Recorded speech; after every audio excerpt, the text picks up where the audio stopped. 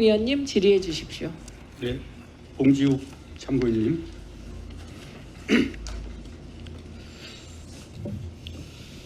우리 뉴스타파가 방심이 청부 민원 의혹 보도를 최초로 했습니까?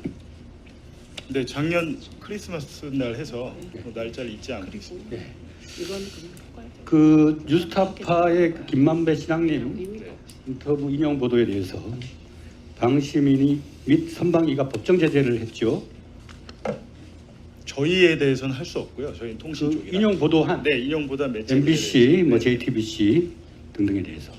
근데 이 민원을 유희림 씨의 친인척, 네, 또 과거 인연이 있었던 사적 인연 관계자 네, 그런 분들이 민원을 제기를 했는데 네. 최근에 전 용산 대통령실 네. 선임 행정관의 김건희 여사의 공천 개입 의혹 관련 녹취록, 네.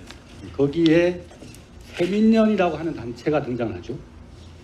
네, 새로운 미래 세민연이란 시민단체가 새로운 있습니다. 민심이라고 알고 있습니다. 뭐 이름이 좀 오락가락하는데 네. 공식 명칭은 새로운 미래 세민연. 현판이 그렇게 돼 있더라고요. 아, 그래요? 네. 거기에 세민연의 관련자가 네. 뉴스타파 김만배 신앙님 인터뷰 인용 보도에 대한 사주 민원을 제기한 자가 있죠. 말씀드리면 네.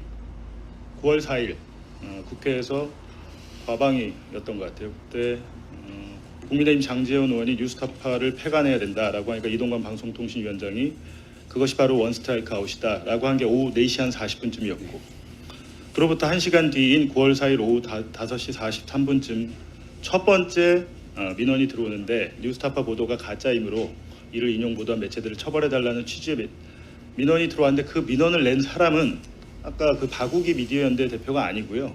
지금 보니까 오늘 이 자리에 나오셨던데 김흥수 새로운 세민연 부회장입니다. 김흥수 씨가 어디 계십니까? 네. 네, 김흥수님 네. 같이 마이크를 좀. 네.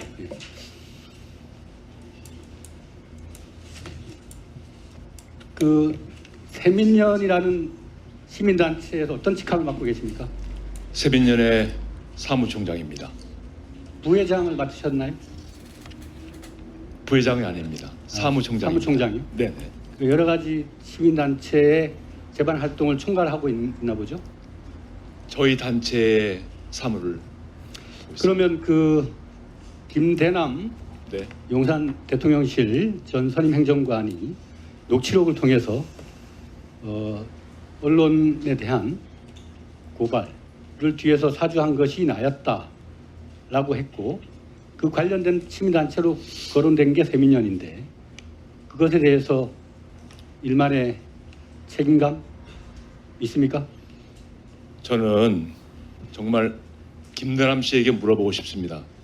왜 그런 말을 해서 세민연의 출범식에 네. 김대남 행정관이 축사를 했죠. 그랬던 걸로 기억하고 있습니다. 그 당시에 강승규 수석도 참여를 했었죠. 기사를 네, 세민연은 대선 때 선대본부에 참여했던 주요 인사들이 구성된 게 아닙니까?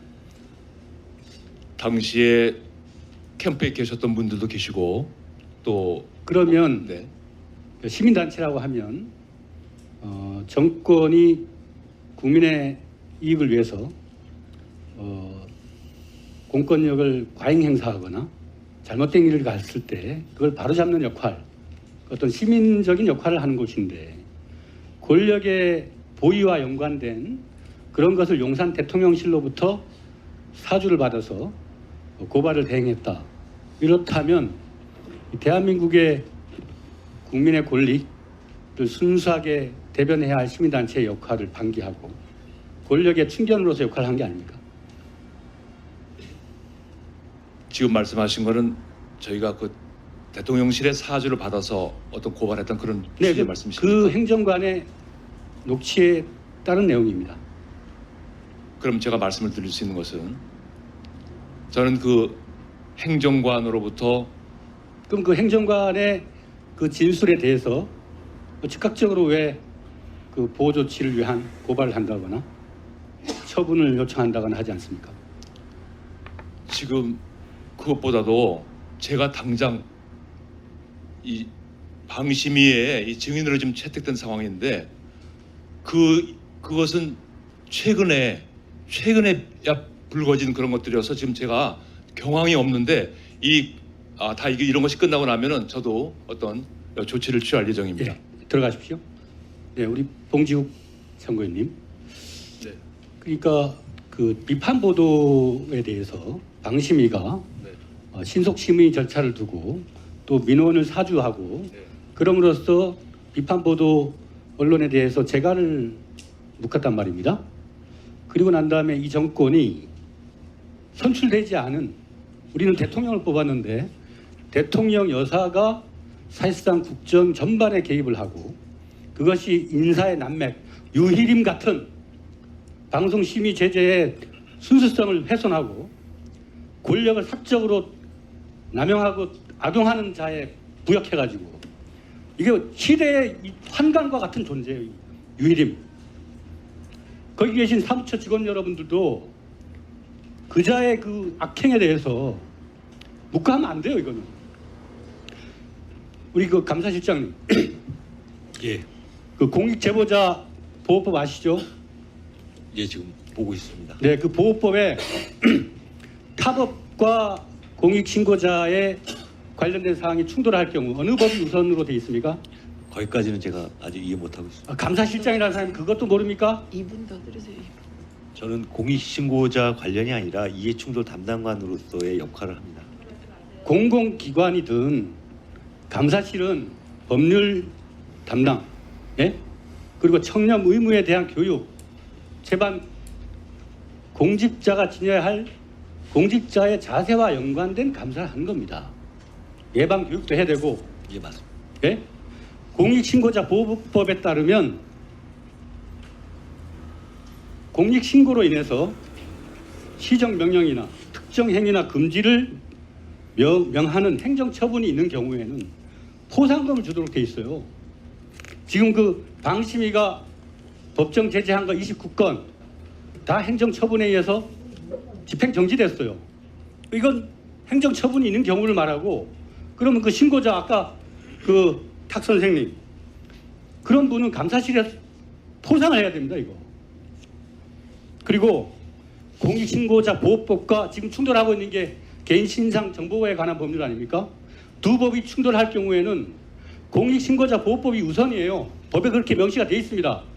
다만 다른 법률을 적용할 때는 그 신고자, 제보자에게 유리할 경우 그 법을 적용할 수 있다고 되어 있습니다.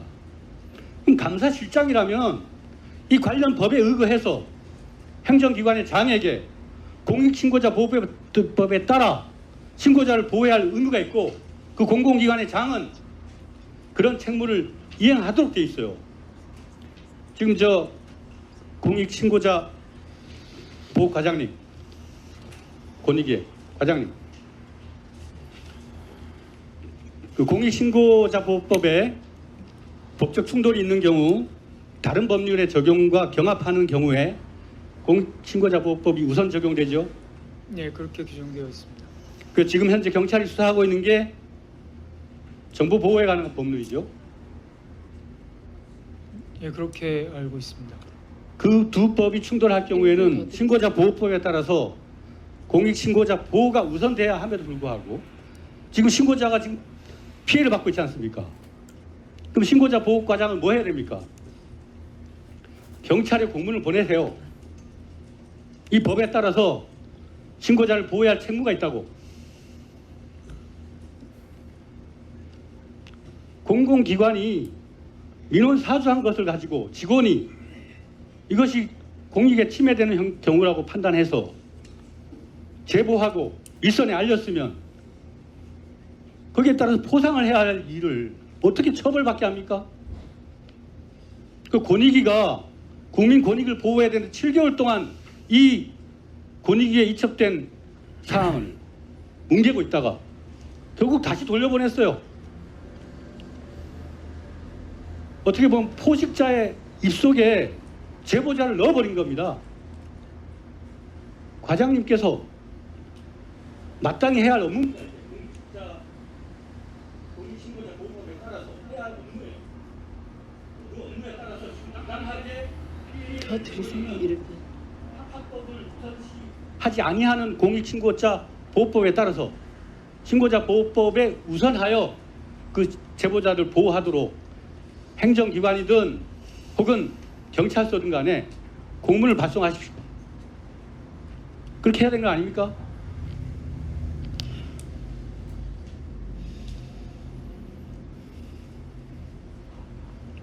그 법에 따른 행위라니까요. 잘 살펴보도록 하겠습니다.